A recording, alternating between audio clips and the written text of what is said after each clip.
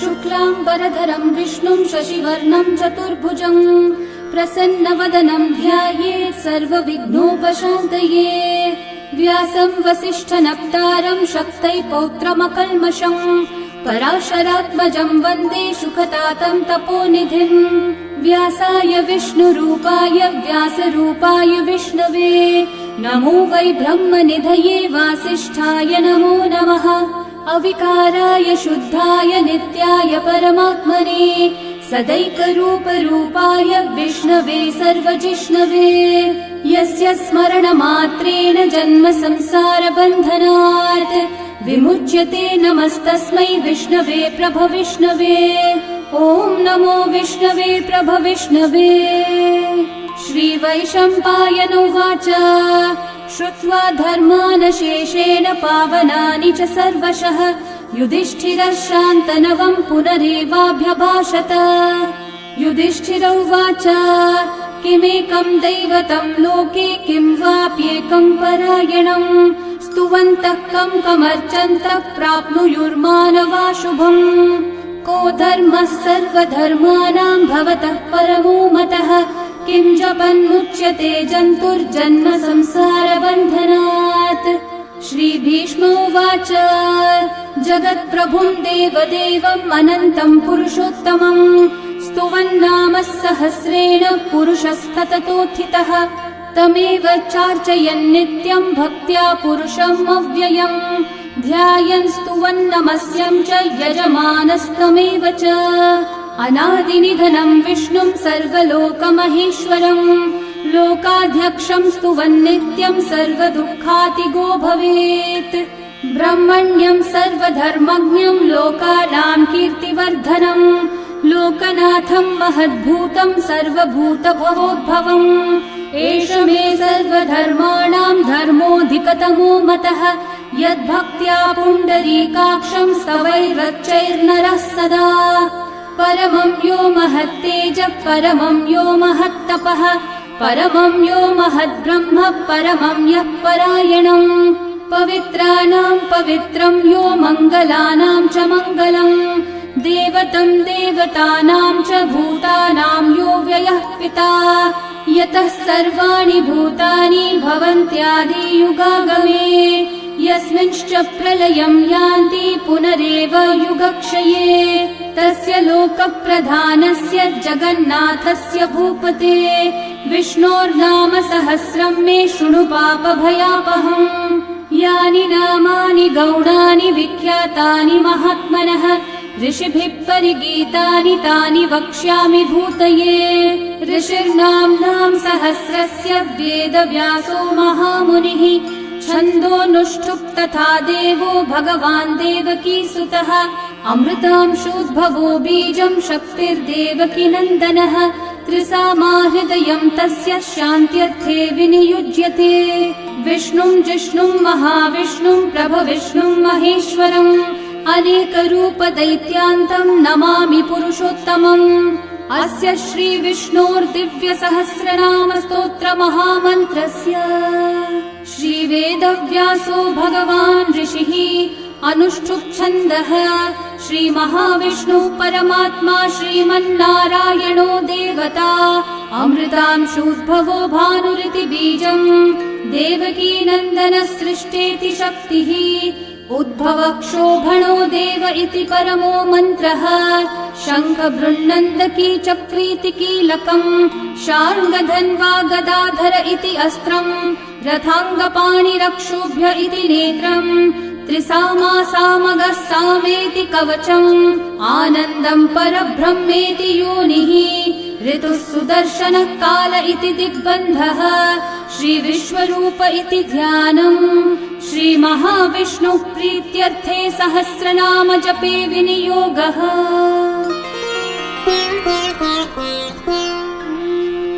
ध्यानम् क्षीरोधन्वत्प्रदेशे शुचिमणिविलसत्सैकते मौक्तिकानां माला क्लृप्तासनस्थस्फटिकमणिनिभैर्मौक्तिकैर्मण्डिताङ्गः शुभ्रैरभ्रैरतभ्रैरुपरि विरचितैर्मुक्तपीयूषवर्षैः आनन्देन पुनीयादरिनलिनगदा शङ्खपाणिर्मुकुन्दः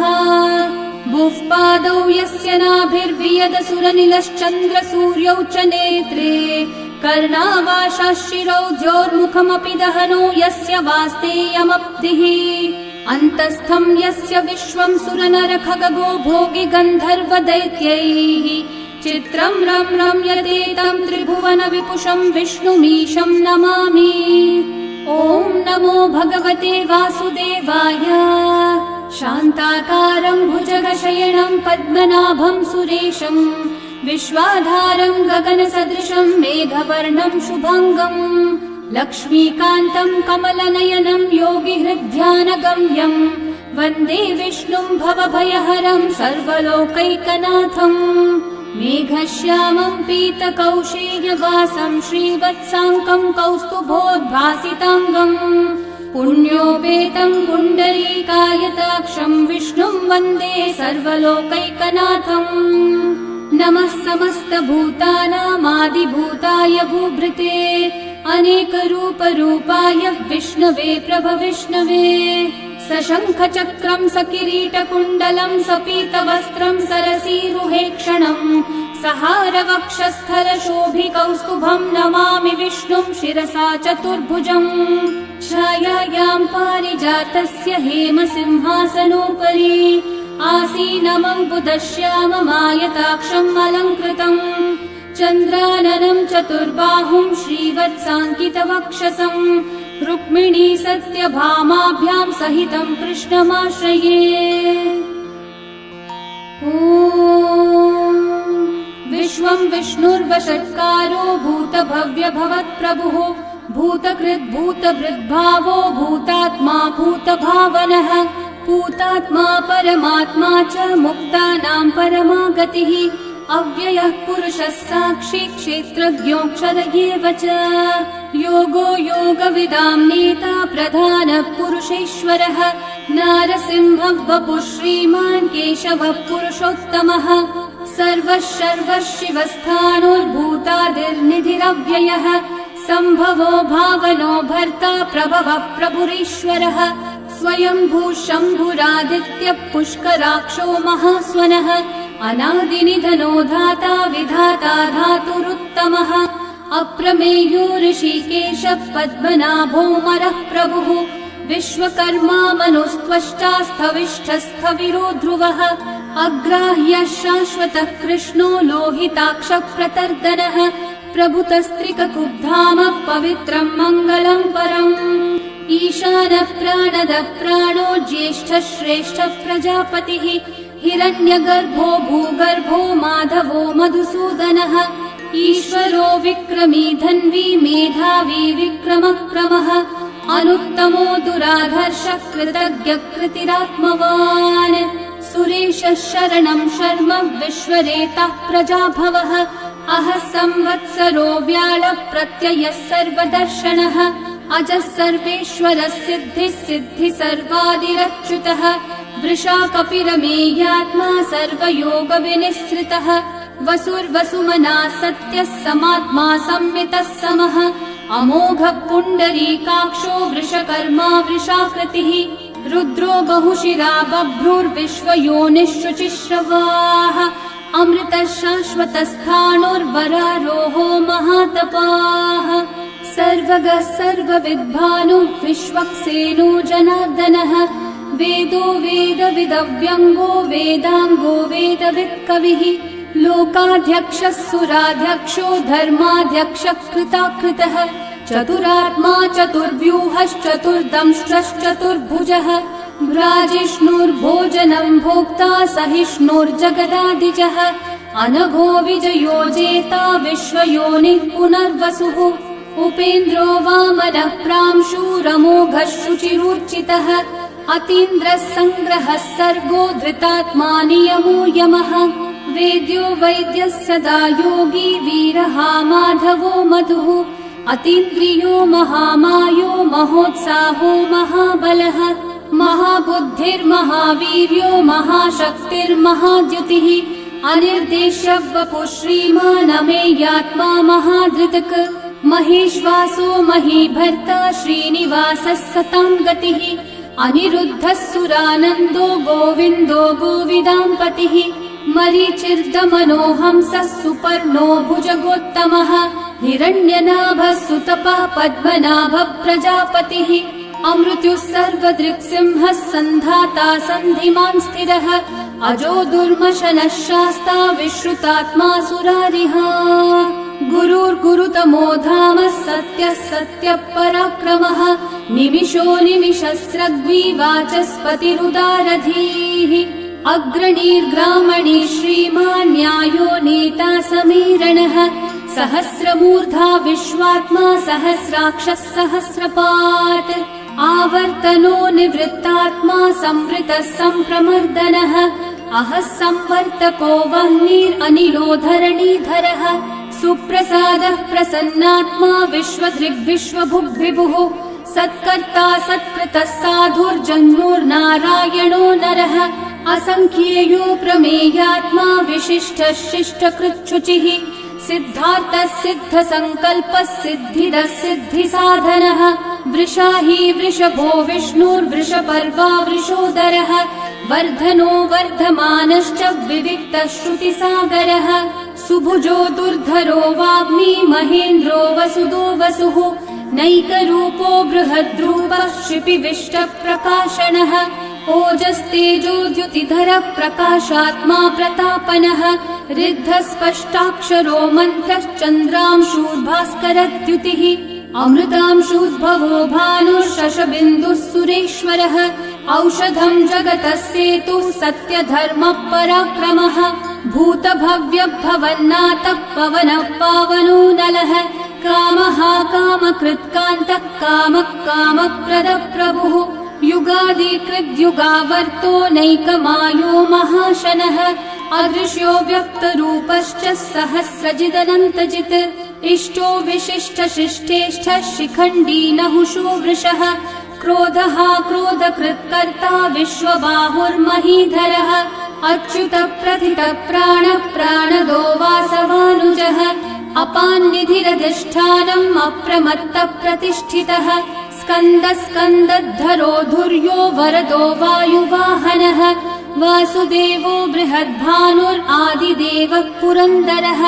अशोकस्थारणस्थारः शूरः शौरिर्जनेश्वरः अनुकूलः शतावर्तः पद्मी पद्मनिभीक्षणः पद्मनाभोरविन्दाक्षः पद्मगर्भः शरीरभृत् महर्धिरिग्धो वृद्धात्मा महाक्षो गरुडध्वजः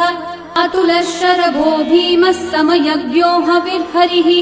सर्वलक्षणलक्षण्यो लक्ष्मीवान् समितिञ्जयः विक्षरो रोहितो मार्गो हेतुर्दामोदरः सहः महीधरो महाभागो वेगवानमिताशनः उद्भवक्षोभणो देवः श्रीगर्भः परमेश्वरः करणं कारणं कर्ता विकर्ता गहनो गुहः व्यवसायो व्यवस्थानः संस्थानस्थानदो ध्रुवः परर्धि परमस्पष्टः तुष्टः पुष्टः शुभेक्षणः रामो विरामो विरतो मार्गो नेयो नयो नयः वीरशक्तिमतां श्रेष्ठा धर्मो धर्मविदुत्तमः वैकुण्ठः पुरुषः प्राणः प्राणदः प्रणवपृथुः हिरण्यगर्भः शत्रुघ्नो व्याप्तो वायुरधोक्षजः ऋतुः सुदर्शनः कालः परमेष्ठी परिग्रहः उग्रः संवत्सरो दक्षो विश्रामो विश्वदक्षिणः विस्तारस्थावरस्थाणुः प्रमाणं बीजमव्ययम् अर्थोऽनर्थो महाकोशो महाभोगो महाधनः अनिर्विण्णस्थविष्ठो भूर्धर्मयूपो महामखः नक्षत्रनेमिर्नक्षत्री क्षामः समीहनः यज्ञयुज्यो महेज्यश्च क्रतुः सत्रं सतां गतिः सर्वदर्शी विमुक्तात्मा सर्वज्ञो ज्ञानमुत्तमम् सुव्रतः सुमुखः सूक्ष्मः सुघोषः सुखदः सुहृत्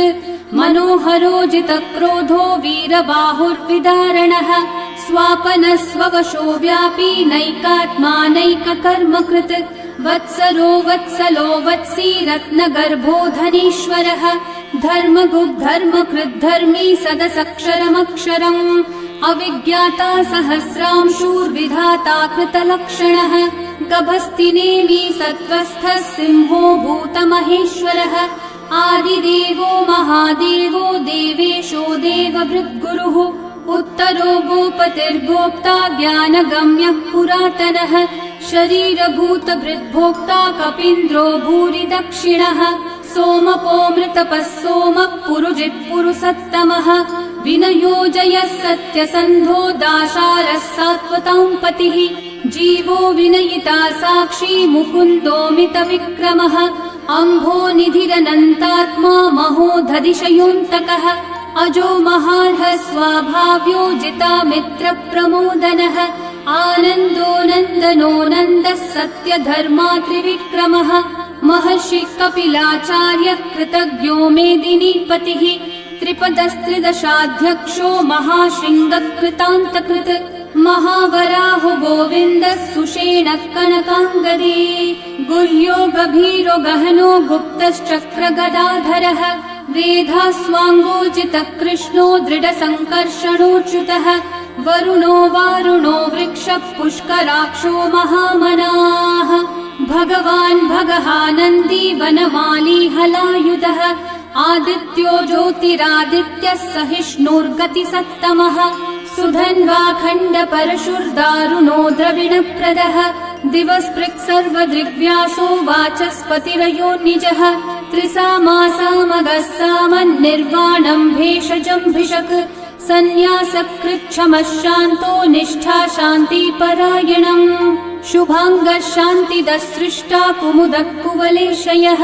गोहितो गोपतिर्गोप्ता वृषभाक्षो वृषप्रियः अनिवर्ती निवृत्तात्मा संक्षेप्ताक्षेमकृच्छिवः श्रीवत्सवक्षा श्रीवासः श्रीपतिः श्रीमतांवरः श्रीधः श्रीशः श्रीनिवासः श्रीनिधिः श्रीविभावनः श्रीधरः श्रीकरः श्रेयः श्रीमान् लोकत्रयाश्रयः स्वक्षः स्वङ्गः शतानन्दो नन्दिर्ज्योतिर्गणेश्वरः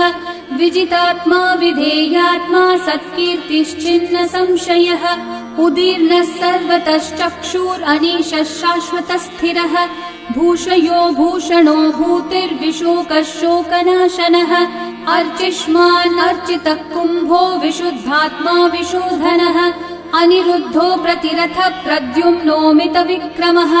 कालनेमी निहावीरः शौरी शूरजनेश्वरः त्रिलोकात्मा त्रिलोकेशः केशवः केशिहा हरिः कामदेवः कामपालः कामी कान्तः कृतागमः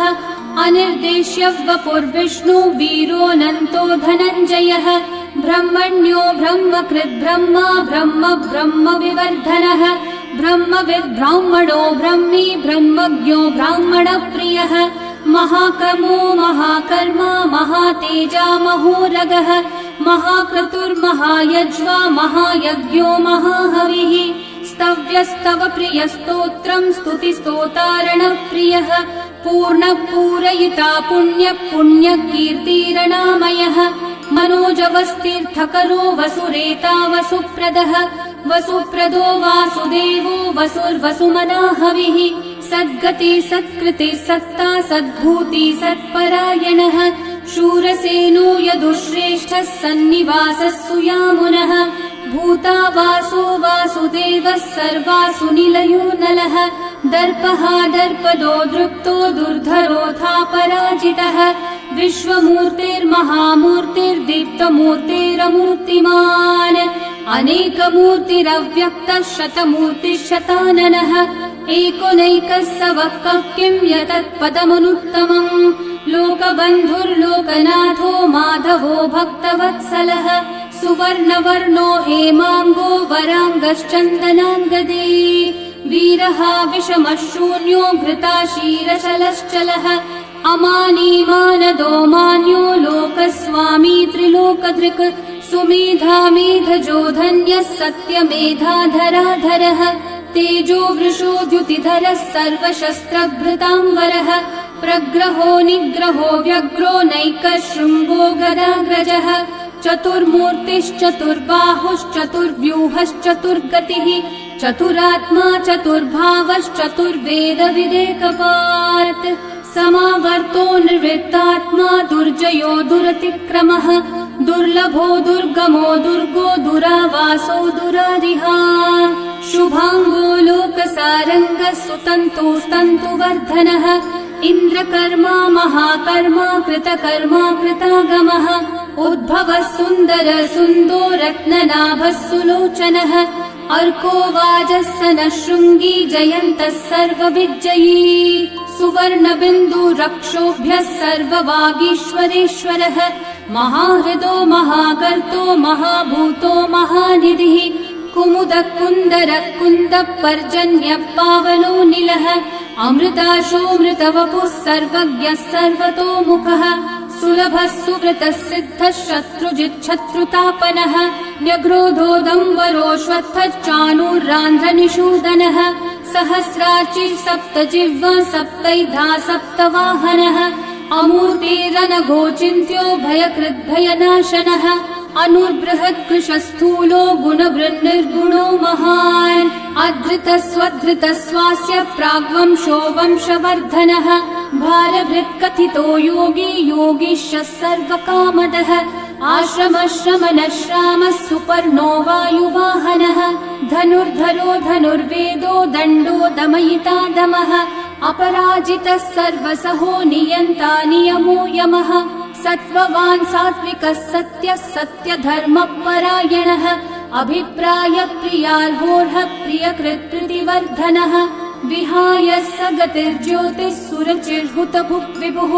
रविर्विरोचनः सूर्यः सविता रविलोचनः अनन्तो हुतभुग्भोक्ता सुखदो नैकजोऽग्रजः अनिर्विण्णः सदा मर्षि लोकाधिष्ठानमद्भुतः सनातनतमः कपिलः कपिरव्ययः स्वस्तिदः स्वस्तिकृत् स्वस्ति स्वस्ति भुक् स्वस्ति दक्षिणः अरौद्रः कुण्डली चक्री विक्रम्यूर्जितशासनः शब्दातिगः शब्दसः शिशिरः शर्वरीकरः अक्रूरः पेशलो दक्षो दक्षिणः क्षमिनाम्बरः विद्वत्तमो वीतभयः पुण्यश्रवणकीर्तनः उत्तारणो दुष्कृतिः पुण्यो दुःस्वप्ननाशनः वीरः रक्षणः सन्तो जीवनः पर्यवस्थितः अनन्तरूपोऽनन्तः श्रीर्जितमन्युर्भयापहः चतुर्रश्रो गभीरात्मा विदिशो व्यादिशो दिशः अनादिर्भूर्भुवो लक्ष्मी सुवीरो रुचिराङ्गदः जननो जनजन्मादि भीमो भीमपराक्रमः आधारनिलयो धाता पुष्पहास प्रजागरः ऊर्ध्वगः सत्पथाचारः प्राणदः प्रणवप्पणः प्रमाणं प्राणनिलयं प्राणभृत् प्राणजीवनः तत्त्वं तत्त्वविदेकात्मा जन्म मृत्युजरातिगः भूर्भुवः स्वस्तरुस्तारः सविता प्रपितामहः यज्ञो यज्ञपतिर्यज्वा यज्ञागो यज्ञवाहनः यज्ञभृद्यज्ञकृद्यज्ञी यज्ञभुग्यज्ञसाधनः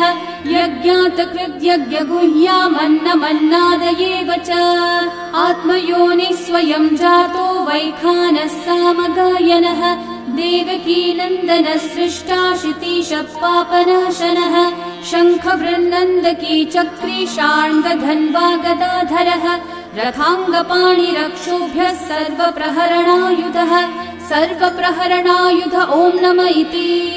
वनमाली गदी शार्ङ्गी शङ्खी चक्री च नन्दकी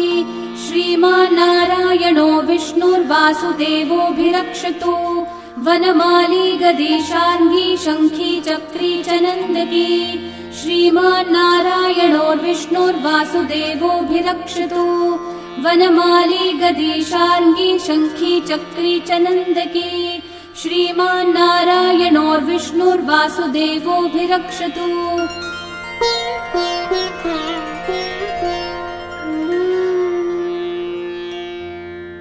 इतीदं कीर्तनीयस्य केशवस्य महात्मनः नाम्नां सहस्रं दिव्यानामशेषेण प्रकीर्तितम् य इदं शृणुयान् नित्यं यश्चापि परिकीर्तयेत् नाशुभं प्राप्नुयात् किञ्चित् सोमुत्रेह च मानवः वेदान्तगो ब्राह्मणः स्यात् क्षत्रियो विजयी भवेत् वैश्यो धनसमृद्धः स्यात् शूद्रः सुखमवाप्नुयात् धर्मार्थी प्राप्नुयात् धर्मम् अर्थार्थी चार्थमाप्नुयात् कामानवाप्नुयात् कामी प्रजार्थी चाप्नुयात् प्रजाम् भक्तिमान् यः सदोत्थाय शुचिस्तद्गतमानसः सहस्रं वासुदेवस्य नाम्नामेतत् प्रकीर्तये यशः प्राप्नोति विपुलं याति प्राधान्यमेव च अचलां श्रियमाप्नोति श्रेय प्राप्नोत्यनुत्तमम् न भयं क्वचिदाप्नोति वीर्यं तेजश्च विन्दति भवत्यरोगो द्युतिमान् बलरूपगुणान्वितः रोगार्तो मुच्यते रोगात् बद्धो मुच्येत बन्धनात् भयान् मुच्येत भीतस्थो मुच्येतापन्न आपदः दुर्गान्यतितरत्याशु पुरुषः पुरुषोत्तमम् स्तुवन्नाम सहस्रेण नित्यं भक्ति समन्वितः वासुदेवाश्रयो मर्त्यो वासुदेवपरायणः सर्वपाप विशुद्धात्मा याति ब्रह्म सनातनम् न वासुदेव भक्तानामशुभं विद्यते क्वचित् जन्म मृत्यु जरा व्याधि भयं नैवोपजायते इमं स्तवमधीयानः श्रद्धा भक्ति समन्वितः युज्येतात्मसुखः शान्ति श्रीधृति स्मृति कीर्तिभिः न क्रोधो न च मात्सर्यं न लोभो नाशुभा मतिः भवन्ति कृतपुण्यानां भक्तानां पुरुषोत्तमे द्यौस चन्द्रार्कनक्षत्राखं दिशो भूर्महोदधिः वासुदेवस्य वीर्येण विदतानि महात्मनः ससुरासुरगन्धर्वं स यक्षोरगराक्षसम् जगद्वशे वर्ततेदं कृष्णस्य सचराचरम् इन्द्रियाणि मनोबुद्धिः सत्त्वं तेजो बलं द्युतिः वासुदेवात्मकन्याहुः क्षेत्रं क्षेत्रज्ञ एव च सर्वागमानामाचार प्रथमं परिकल्पते आचार प्रभवो धर्मो धर्मस्य प्रभुरच्युतः ऋषयः पितरो देवा महाभूतानि धातवः जङ्गमाजङ्गमं चेदं जगन्नारायणोद्भवम् योगो ज्ञानं तथा साङ्ख्यं विद्या शिल्पादिकर्म च वेदाः शास्त्राणि विज्ञानमेतत् सर्वं जनार्दनात् एको विष्णुर्महद्भूतं पृथक् भूतान्यनेकशः त्रीन् लोकान् व्याप्य भूतात्मा भुङ्क्ते विश्वभुगव्ययः इमं स्तवं भगवतो विष्णोर्व्यासेन कीर्तितम् पठेद्य इच्छेत् पुरुषः श्रेयः प्राप्तुं सुखानि च विश्वेश्वरमजं देवं जगतः प्रभुमव्ययम् भजन्ति ये पुष्कराक्षं न ते यान्ति पराभवम् न ते यान्ति पराभवम् ॐ नम इति अर्जुनोवाच पद्मपत्रविशालाक्षः पद्मनाभः सुरोत्तम भक्तानामनुरक्तानां त्राता भव जनार्दन श्रीभगवानुवाच यो मां नाम सहस्रेण स्तोतुमिच्छति पाण्डव सोऽहमेकेन श्लोकेन स्तुत एव न संशयः स्तुत एव न संशय ॐ नम इति व्यास उवाच वासनाद्वासुदेवस्य वासितं भुवनत्रयम् सर्वभूतनिवासोऽसि वासुदेव नमोऽस्तु ते श्रीवासुदेव नमोऽस्तु ॐ नम इति पार्वत्योवाच केनोपायेन लघुना विष्णोर्नाम सहस्रकम् पठ्यते पण्डितेर्नित्यं श्रोतुमिच्छाम्यहं प्रभो ईश्वरोवाच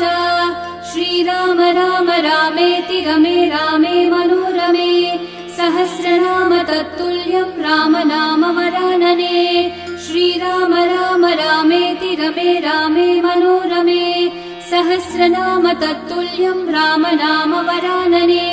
श्रीराम राम रामेति रमे रामे मनोरमे सहस्रनाम तत्तुल्यं रामनाम वरानने श्रीराम नाम वरानन ॐ नम इति ब्रह्म उवाच नमोऽस्त्वनन्ताय सहस्रमूर्तये सहस्रपादाक्षि शिरोरुबाहवे सहस्रनाम्ने पुरुषाय शाश्वते सहस्रकोटियुगधारिणे नमः सहस्रकोटियुगधारिण ॐ नम इति सञ्जय उवाच यत्र योगेश्वर कृष्णो यत्र पार्थो धनुर्धरः तत्र श्रीर्विजयो भूतिर्ध्रुवा नीतिर्मतिर्मम श्रीभगवानुवाच अनन्याश्चिन्तयन्तो मा ये जनाः पर्युपासते तेषां नित्याभियुक्तानां योगक्षेमं वहाम्यहम् परित्राणाय साधूनां विनाशाय च दुष्कृतां धर्म संस्थापनार्थाय सम्भवामि युगे युगे आर्ता विषण्णा शिथिलाश्च भीता घोरेषु च व्याधिषु वर्तमानाः संकीर्त्य नारायण शब्दमात्रं विमुक्तदुःखा सुखिनो भवन्तु कायेन वाचा मनसैन्द्रियैर्वा बुद्ध्यात्मना वा प्रकृते स्वभावात् करोमि यद्यत् सकलं परस्मै नारायणायेति समर्पयामि। श्री विष्णु सहस्रनाम स्तोत्रम् सम्पूर्णम्।